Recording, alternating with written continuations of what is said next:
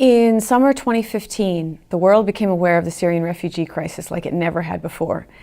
Little children, 3-year-old Elan Kurdi, showed up dead on Turkish shores. Young women, dressed nicely, not like images of any refugees we were familiar with, were taking selfies in Greece. All these parents were taking their children across the seas, risking dangerous voyages. So why? Why was this all happening? Flooding Europe, running to Germany and Sweden. Today, 1 in 5 refugees around the world is a Syrian. Probably between 5 and 7 million. And we don't know exactly why, I'll explain that. Many of them don't ever register. We hear a lot about Europe and some about Turkey, but those are not the countries that are most affected. In Europe, there's about a little less than 1 million asylum applications for refugees, Syrian refugees. Turkey has 3 million Syrian refugees, but that's out of a population of 80 million. They can handle it. Demographically, they're not threatened. It's a strong economy. They have lots of manufacturing. There's work for a lot of Syrians, not all of them, but they're not overwhelmed.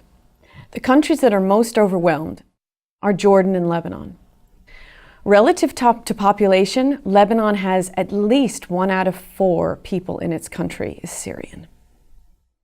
That's basically 25% of their country. Would be as if 100 million people came into the United States of one type. And pretty much all of a sudden, in a few years. They have only 4.5 million people in their country.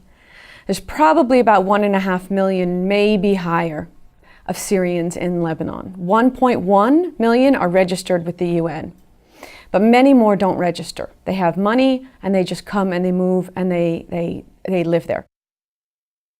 Jordan has about 650,000 Syrian refugees registered. Probably around 1 million, 1.3 million Syrians. That's out of a population of 9.5 million. So there you have 1 out of every 10 people is Syrian. And both of these countries are not able to handle it. They have very poor economies. They barely find jobs for their own people. Unemployment is something like 30% for their own people. And they can't support all of these Syrians that are coming in. In the beginning of the Syrian refugee crisis, all the countries that I'm talking about were welcoming to the Syrians. Even the one with the most negative history with Syrians, Lebanon. Lebanon has a long history of animosity with Syria. Syria occupied Lebanon for many years until 2005. There were about 200,000 to 1 million Syrians working in Lebanon in menial jobs before the civil war started. Yet even Lebanon welcomed them in the beginning. Refugee theory says that the more ethnic and kinship ties that a country has toward the refugees, the easier time they will have in the country. That's not necessarily true. We have some cases where it's flipped. Ease of crossing the border and proximity to Lebanon made Lebanon a key destination for Syrians that were in the West. And that's where a lot of the fighting was. In Homs, we heard a lot about fighting there, especially. They went directly over the border, and the border is extremely porous. The UN registered about 1.1 million, and then the Lebanese government told them to stop registering. That was in 2015, early 2015. So we don't know how many Syrians are in Lebanon because the UN is not able to register the rest of them.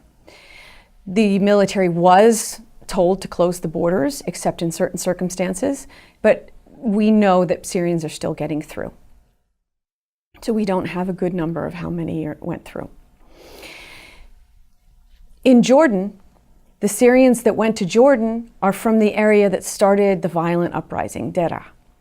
Those are rural people, generally, who worked in trucking and trade across borders. They have a lot of relatives in Jordan. They went directly south, it's not very far from Deraa, to Ramtha and Mafra, which are in the north of Jordan. And they ended up forming 2 to 3 times the amount of the local population there. They overwhelmed rent prices, access to water, access to electricity, even schools, trash. All the services became completely overwhelmed with these Syrians. And in the beginning, it was fine. People welcomed them. They realized they were victims. Same thing in Lebanon. There was a lot of sympathy. Over time, though, and by now, that sympathy has really waned. And the countries feel extremely burdened. In both of these places, Syrians generally do not live in camps. In Lebanon, Lebanon has outlawed camps because of their history with the Palestinians. The Palestinians came 70 years ago and are still living in camps. The military has a problem. These camps periodically become militarized, and the military does not like these concentrated areas of people that it doesn't have access to. So Lebanon did not allow camps. But informally, people talk about camps in Lebanon because what they are is they're called informal tented settlements. They squat somewhere, they rent parts of people's land. It could be public land, it could be private land. They live in garages, places that are not meant, warehouses, places that do not have the facilities for water, electricity, plumbing, human waste. So their situation is heavily determined by what policies the countries have put in place. Syrians are living in bad situations and having a negative effect on the environment and on services in Lebanon, partly because they're not allowed to live in formal camps that the UN would provide for. In Jordan, Jordan wants camps. It wants to keep its population isolated from the effect on its employment.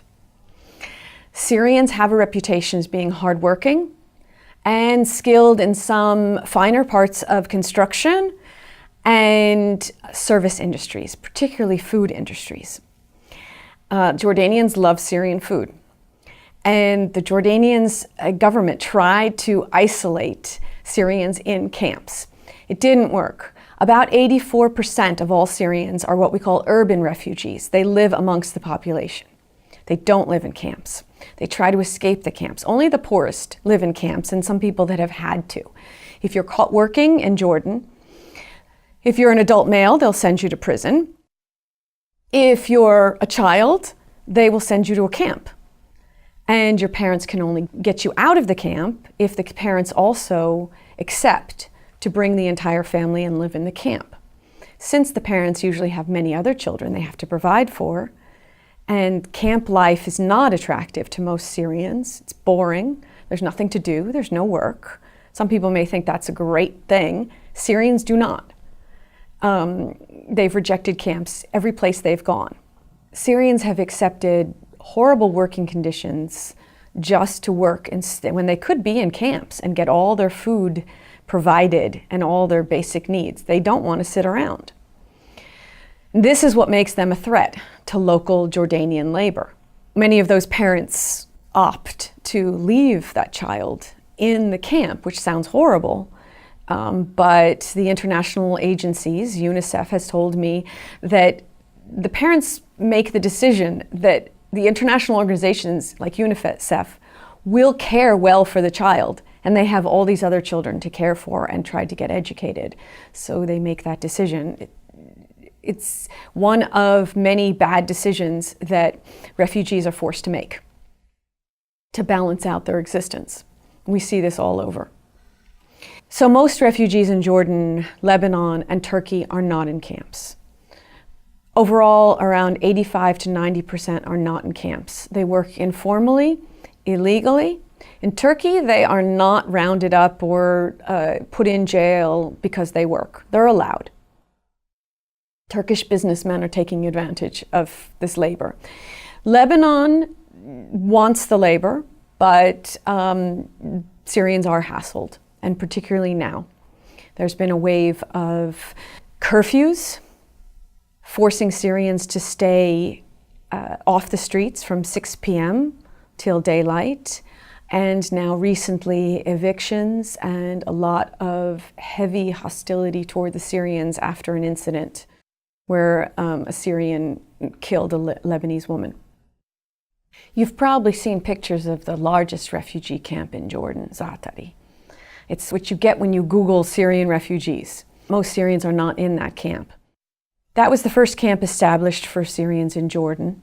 It topped out at about 120,000, and now it's currently about 80,000. Syrians used to be able to move in and out of the camp through a bailout system. Jordan implemented a system whereby a relative of someone in the camp, a Jordanian relative, could bail out the Syrian. And it became abused, basically. It became people would come and get a Syrian to work for them and say, well, I'm a relative, and get them out for some money. They've become much stricter now.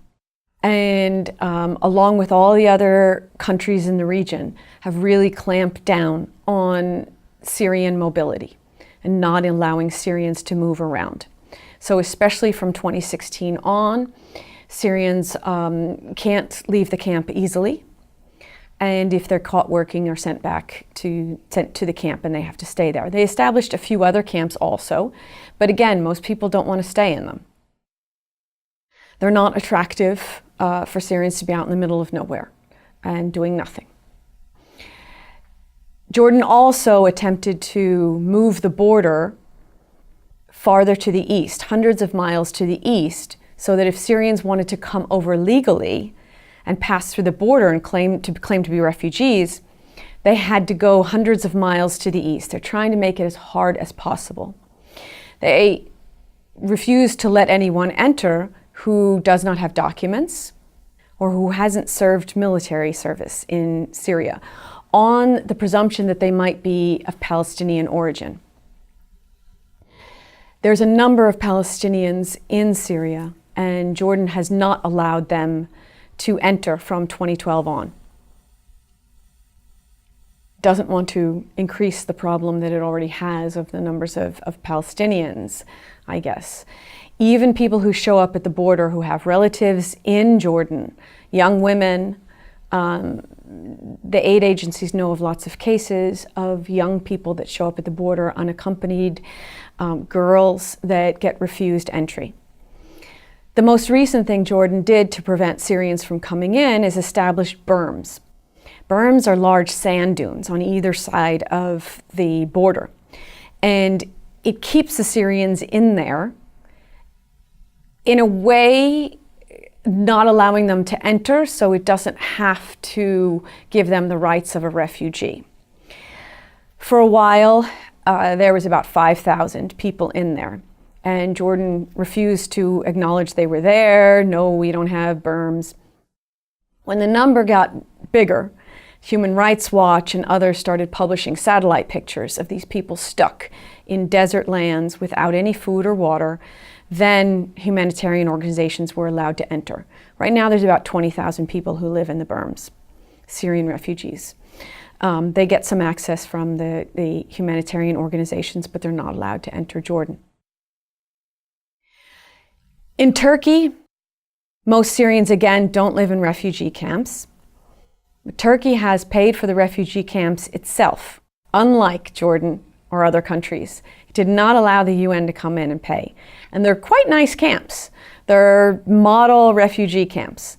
But still, Syrians don't want to live there. By all accounts, they are welcomed pretty well as 3 million refugees could be welcomed. There's going to be animosity, absolutely.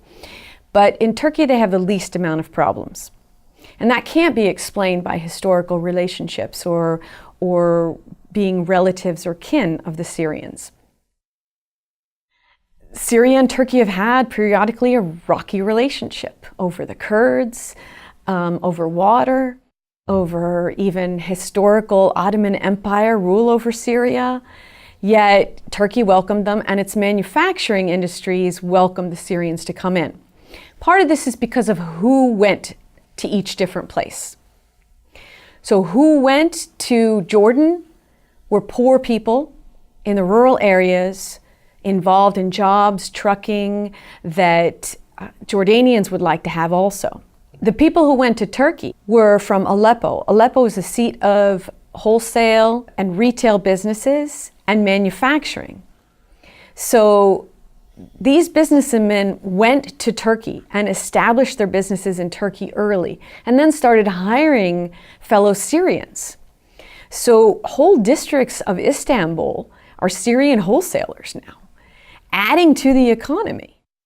So who went and what the policies of the country were toward those people, whether they informally allowed them to work or not, really set the basis for how those Syrian refugees are received later on.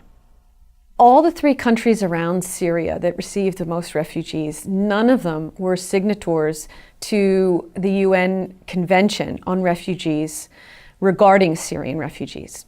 So Turkey signed the Refugee Convention, but only accepts that refugees are people coming from Europe.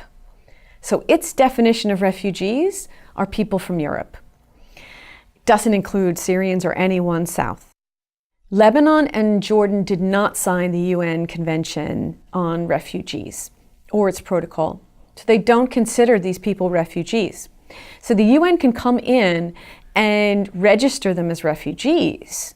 So for the UN considers them refugees, but the state has various different terms for them.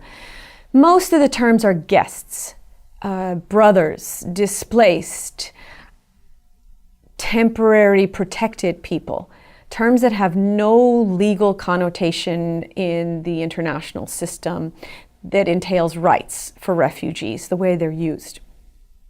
The main right that's provided by the UN Convention on Refugees is non-refoulement, which means the right not to be sent back to a place where you will likely be persecuted or killed.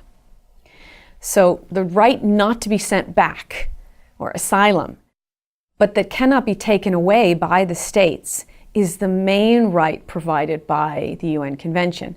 So these Syrians do not have that right. The states signed memorandum of understanding with the UNHCR, but this is non-binding. It's soft law. It doesn't prevent the state from doing anything. And the UN also maintains the emphasis on state sovereignty.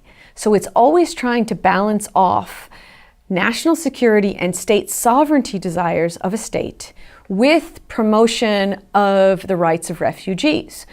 And this leads to a lot of strange policies, like the UN making deals with rebel groups to get its humanitarian aid in, or making deals with the Assad government in order to get passage, because it's balancing off these rights.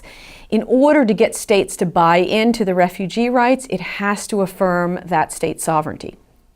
So states have the right to kick somebody out on the basis of national security, even if they're a refugee.